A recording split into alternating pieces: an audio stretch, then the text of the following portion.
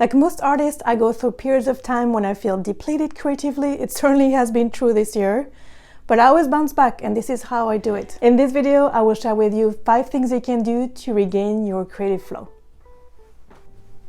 First, prioritize self-care and take a break from art completely. I like to make myself nice coffees, go for walks in nature, especially by the lakefront, read some books, maybe not this one, take some naps, spend time with friends. I mean, the possibilities are endless. Anything you enjoy that is absolutely non-art related.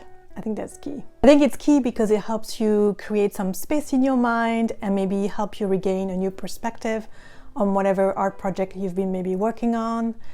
Prioritizing self-care is really important when it comes to regaining your creative flow because your mental, emotional, and physical well-being all impact your ability to create.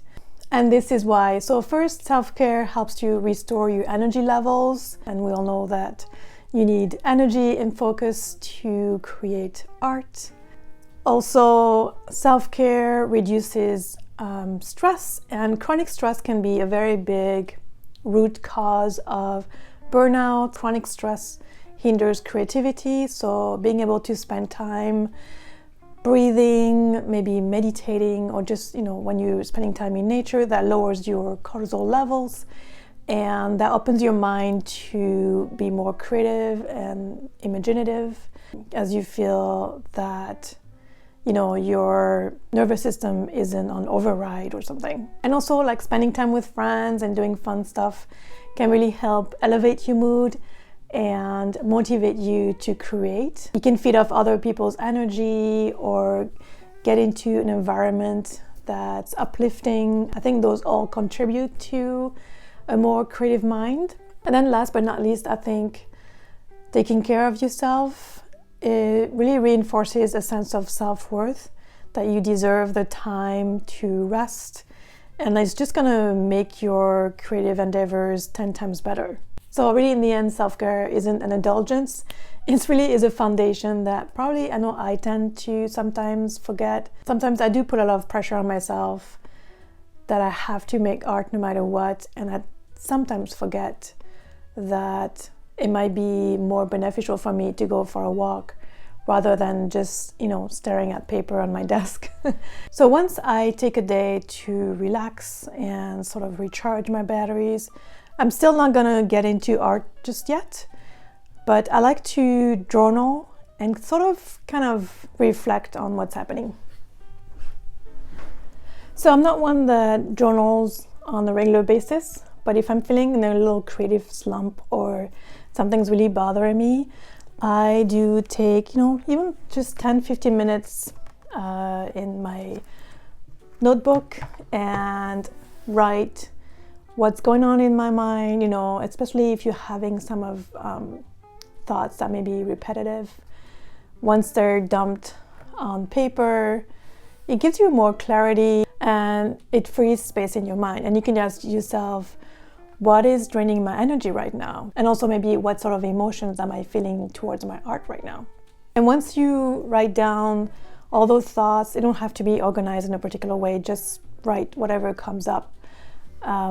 Just as a way, like I said, just to free your mind, then you can get more clarity. And there's other questions you can ask yourself, such as, have I been pushing myself too hard lately? Am I setting unrealistic standards for myself? Am I feeling disconnected from my vision, or even what is the reason why I make art, and am I disconnected from that why? And kind of, spend a few minutes to sort of reassess what's going on and how you want to move forward. And it doesn't have to be all figured out in 10 minutes, but at least having those initial thoughts can really put you back on the right track.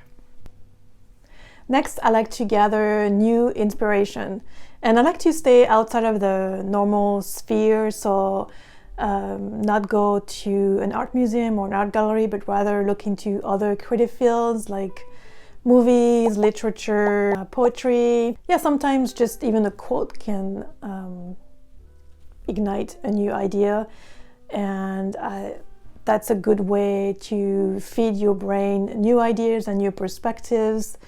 You could even put together a mood board with, like some screenshot of the movie, maybe key points in the movie that inspire you particularly, or a quote, or a poem, a specific color perhaps, and you can have that handy to inspire you going forward.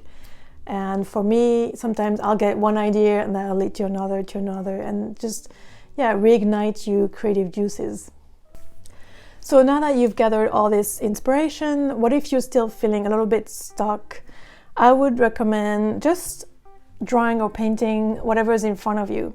And that's kind of how my little treasure series started. I've had this box on my desk for quite a while now, and it's filled with little objects that I've collected. And so I decided to call that my little treasure series. And they're objects that don't take a long time to draw, but really brought me back into the flow of creating and making art.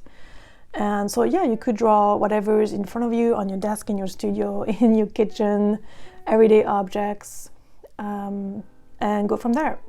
It's a way to take the path of least resistance when it comes to get back into making art. So the last part of this process to regain a creative flow is to look at your habits and try to reintegrate art in a sustainable way, because you want to, now that you've regained some sort of creative flow, you want to keep it as consistent as possible. Of course, we all go through things in life, ebbs and flows.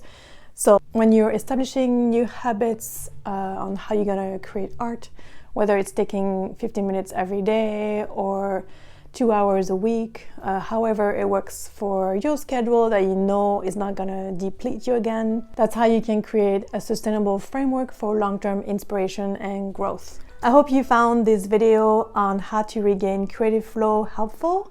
Let me know in the comments if you have your own tricks and process on how to overcome burnout or creative block. I would love to know.